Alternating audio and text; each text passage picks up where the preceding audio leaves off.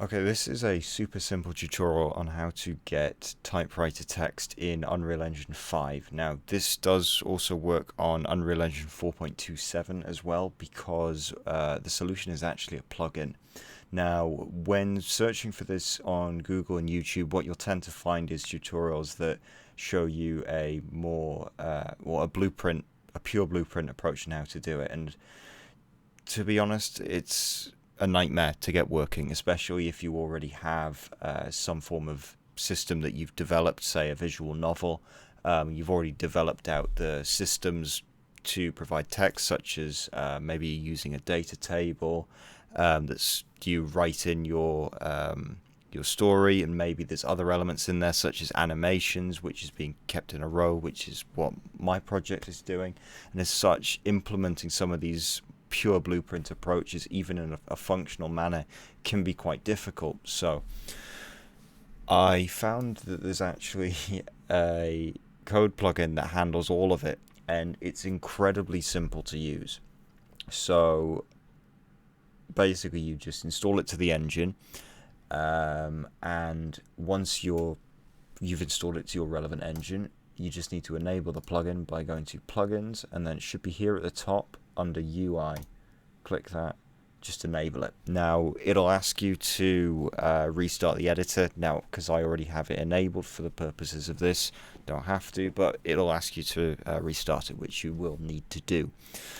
Now, after that, the plugin's in, it's ready to use. So I've already created a very basic UI thing here. It doesn't have anything special in it, it's just to show an example. Now, what we want to do is we want to have this text block here show text in a typewriter fashion. So what we do is we go into graph, and we'll go to event construct, and from here we'll drag out print,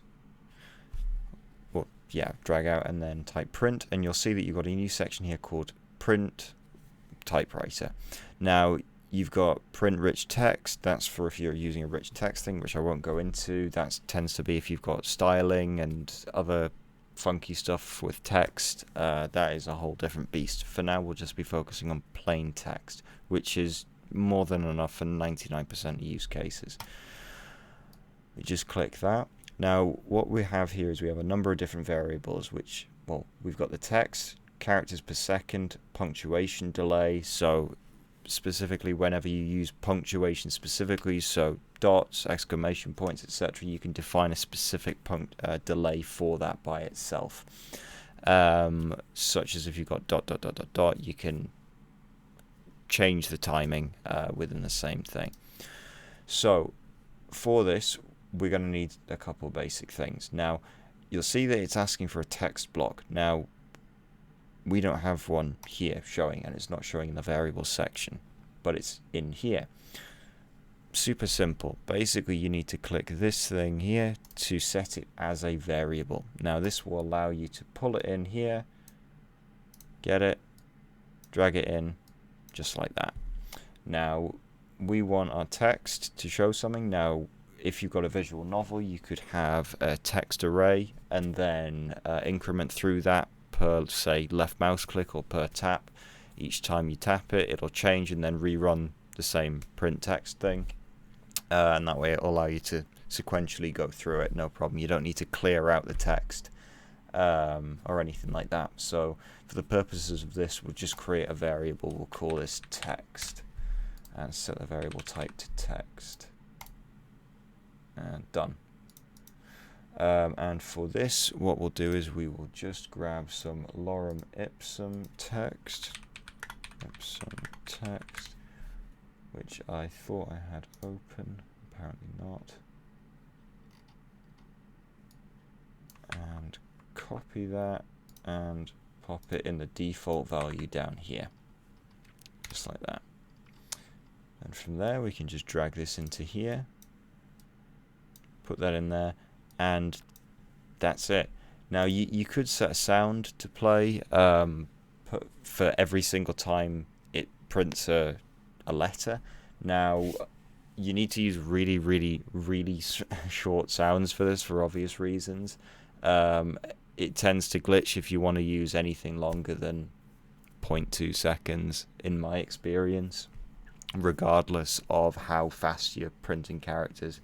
And in general, it's just, I wouldn't advise using this. I think it would be better to have a looping sound or create a meta sound that plays in response to how this is printing out, rather than using the inbuilt function for this. But if we compile and save this, and again here what we're doing is, this is just for the purposes of demonstration. So in our third person template map here, I've just created a simple event that will add it to the viewport so we can see it here.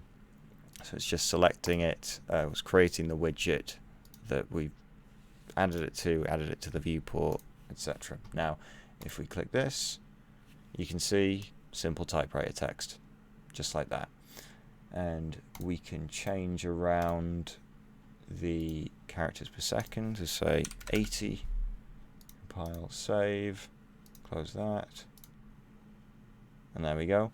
And as you can see, it's stopping at each punctuation point with the delay.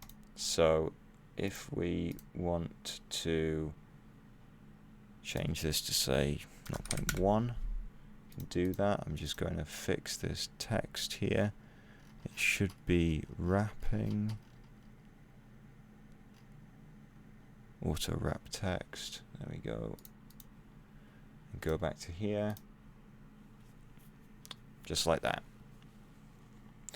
And as you can see, it's now moving through it faster in spite of the punctuation. But you can play around and figure out what to do with it. But as I said, this just makes it super simple to add it into well, any project, whether that's an existing project that you're already working on and you've struggled to make this, just install the plugin and it works. Or if you're starting out fresh, it's incredibly simple to use. So hopefully this will give you the tools, I guess, to make what you want to, because it took me several weeks to find this. But yeah, enjoy.